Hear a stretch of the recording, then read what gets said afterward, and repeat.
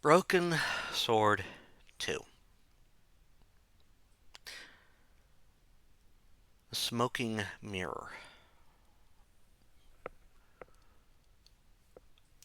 This was an interesting little game, following up on the first game of the series.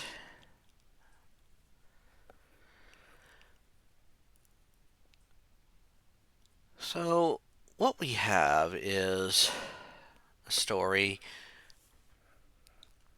taking place sort of after the first game. I'd like to say it takes about maybe 6 months after the first game, in which we've been going through a bit of, George is going through a bit of a rough time. I think it was his father had passed away, so he was away from Nicole. And actually, they are apparently, supposedly, they were engaged in this at the point of this game.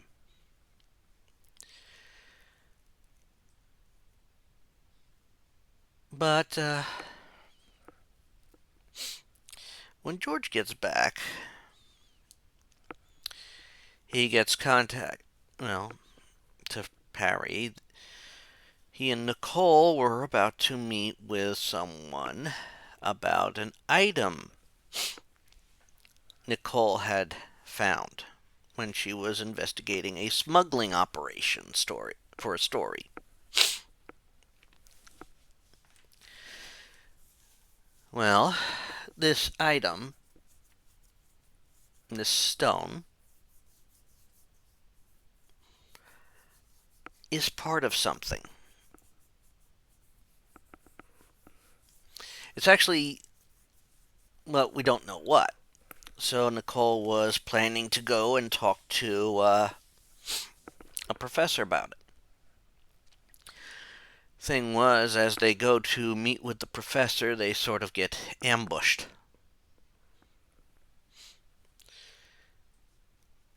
Ambushed by people probably Incan or with Incan or Mayan descent. Maybe Aztec. In fact, George is left to be killed in a combination uh, fire and venomous spider bite type situation.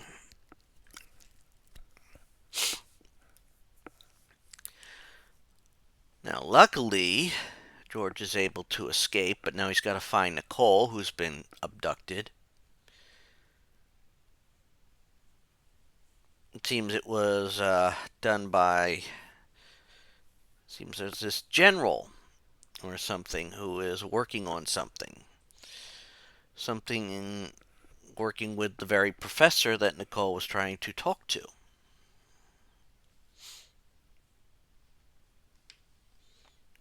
So, of course, George must track her down, calling on Andre for help in some point because he has the item. Nicole gave it to him for safekeeping.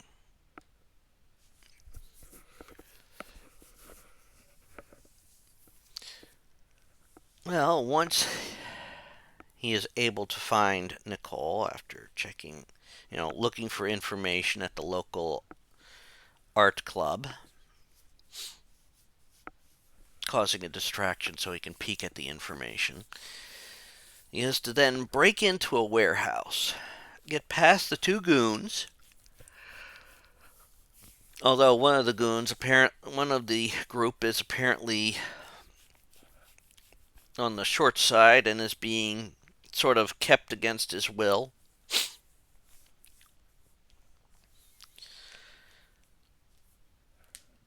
So George, also rescues him in the process.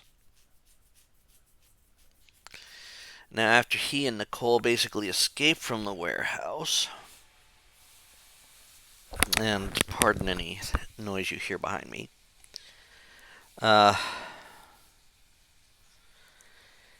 he basically finds out they go to a Central American country, typically under the control of the local dictator, whose grandson is apparently the sheriff in this community.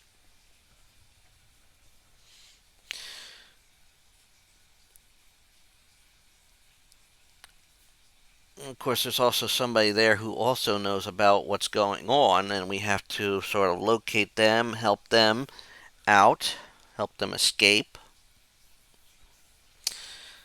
So, in a bit of a crazy move,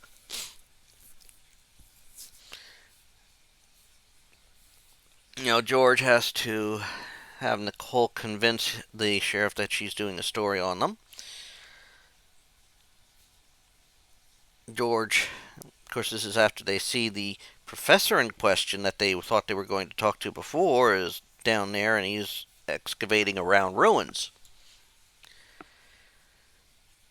Well, here's the deal. It's also where we start getting an idea of what's going on, but of course, to get the full idea, we have to get a little bit deeper. In fact, what we end up finding out is this.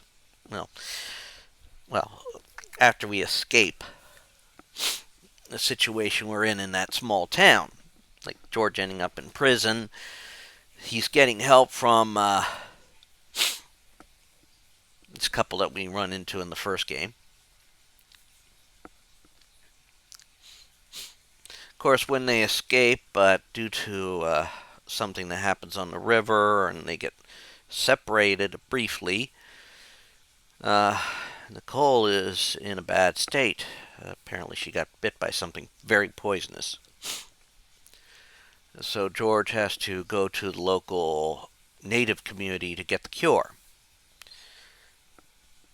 He's sort of forced to go alone because the person helping Nicole doesn't want to set foot in the town again. Apparently, the time they get there, he gets there. There's this festival going on, a yearly festival. Of course, usually during the festival, there's a lot of recreational activities. According to the one there in charge, he sort of tells George about this. It's like the festival is like, why is the person that was helping him so ashamed? Wish he would return. His kids miss him. Kids? Yes. Part of the recreational activity that happened at that last festival.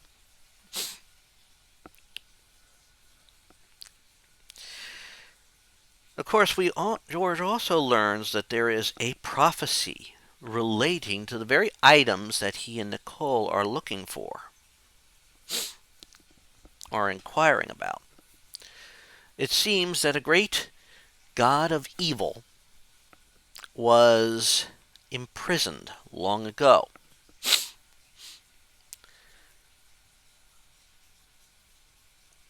In a smoking mirror. He can be freed around certain eclipses. Just so happens that a certain individual, the one that's in part kind of working with as part of this smuggling operation,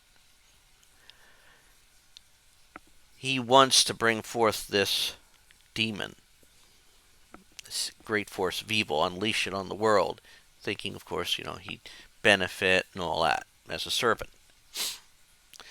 Also, the local dictator is in on this as well. Yep, it's going to get tricky. So, George and Nicole, once Nicole's healed, They are going to get these other two stones, which is also able to stop the entity when placed at certain statues in the chamber. Of course, the bad guys would mind getting a hold of these to, quote, make sure they don't get used. I mean, what better way to control the ability to stop your evil plan than to have the items that can stop your evil plan in your control? Thing is that the two other stones were, quote, scattered.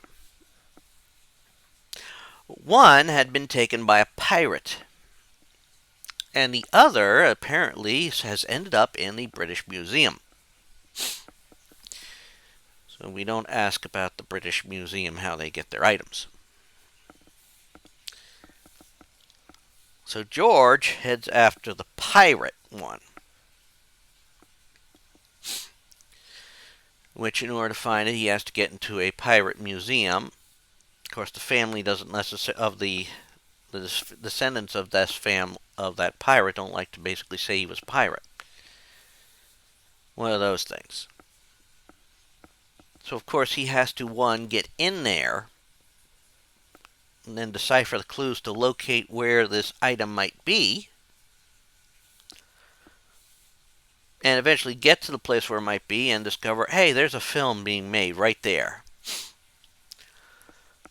So in order to do the searching, he's got to be able to, manipulate some things in some ways, so he can get to where the stone is. Where Nicole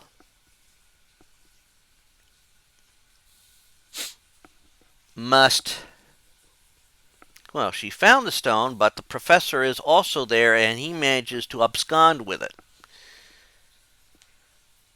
And find out then he was being duped. So she must, of course, get the stone from him before the general there can grab a hold, before the main baddie can grab a hold of it.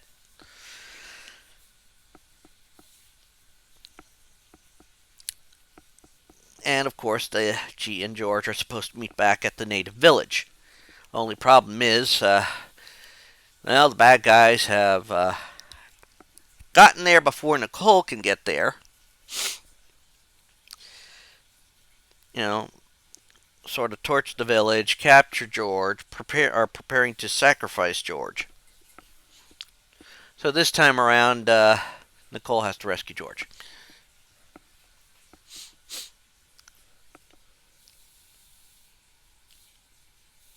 Of course, Nicole gets there, works to do things so she can get in.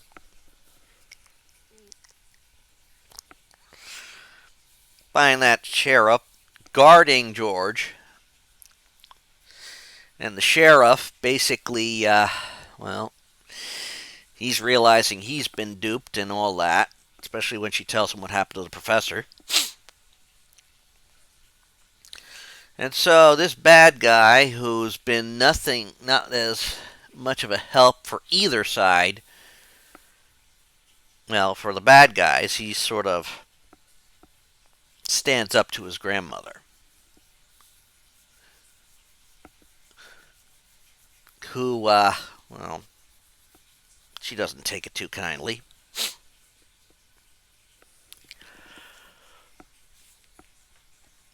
Of course, as things play out, George, Nicole, and the little guy that George rescued, they managed to get into the temple, into the very room with the smoking mirror, at the statues that that need to be in, so that they can put these stones basically in the proper places to stop this evil being.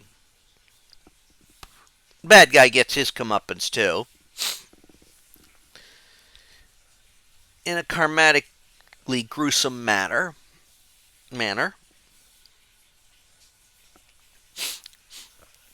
And we are able to save the day. George and Nicole have some time. Eventually, will get some time to themselves, to rekindle, to, you know, after he's been away. I mean, but it is a fitting adventure. Not a little bit shorter than the previous one.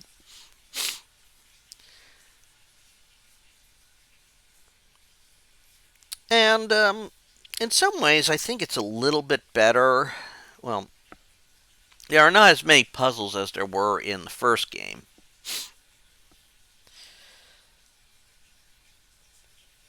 And some are probably fittingly challenging to solve on your own. I mean, in the temple, tomb, whatever you want to call it, Nicole has to assemble four symbols.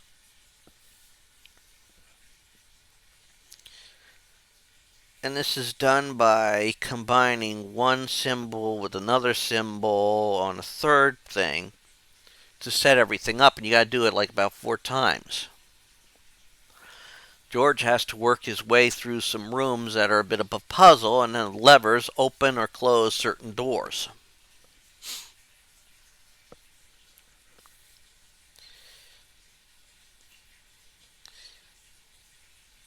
Now, there are some timed events that could lead to failure and death.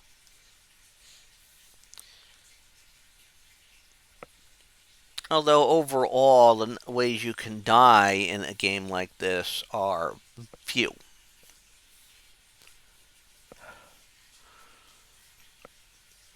It was a different story, too. Different foes.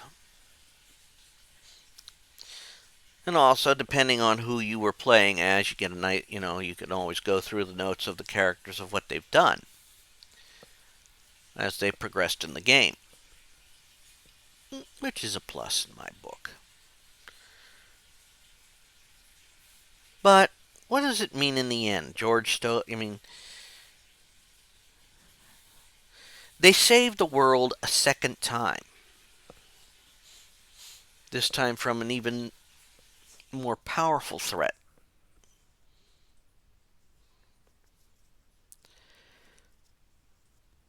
Although you could probably say that there was some, you know, maybe a little bit questionable things being done to, get to the goal. We didn't have a goat puzzle, at least. And most of the puzzles did involve either talking to people or getting you know, trying to mess someone up in one way. I mean, to get into the museum, you've got to get the women convinced, to be allowed to let you in. How you do this? Well, the guy that apparently is going to work to help renovate the museum, he was actually trying to scam them. And so, you have to basically pull the wool out from underneath him, so to speak.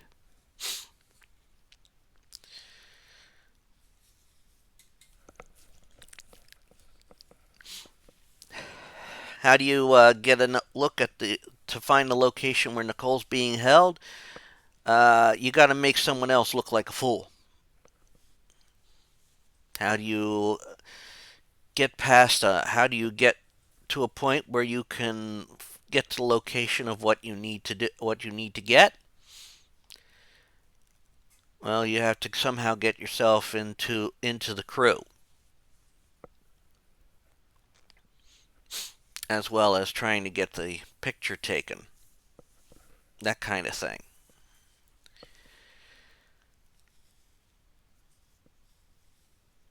At least in certain ways, they kept the same setup with how everything is placed and located. Of course, course, this is probably a good thing, as it was using the same format as the first game for its setup. Of course, this will change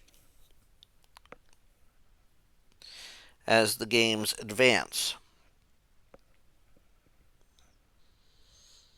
Is this a good game? It's a nice little game. It's a bit shorter than the first one, which is a bit of a plus for it, if you ask me. The puzzles aren't as obscure as they were in the first game, and that also is a key in its favor. Of course, what happens in the next game all depends on where they decide to go with the overall story. And since I've already started in on it, you know.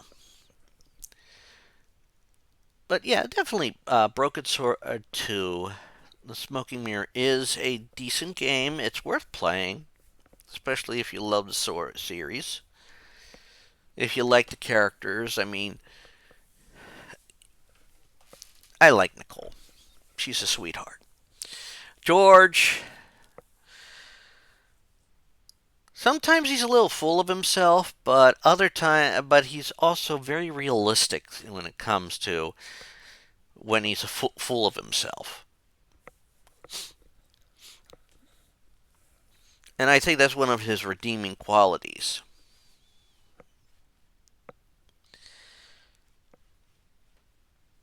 But yeah, this one also goes a lot more into the spiritual elements than the previous game did. But who knows what will happen as we work our way through this series. And that is all I'm going to say about Broken Sword 2, The Smoking Mirror. And if you listened to the end, thank you very much, and also check out the playthrough and check out the game for yourself. Bye all!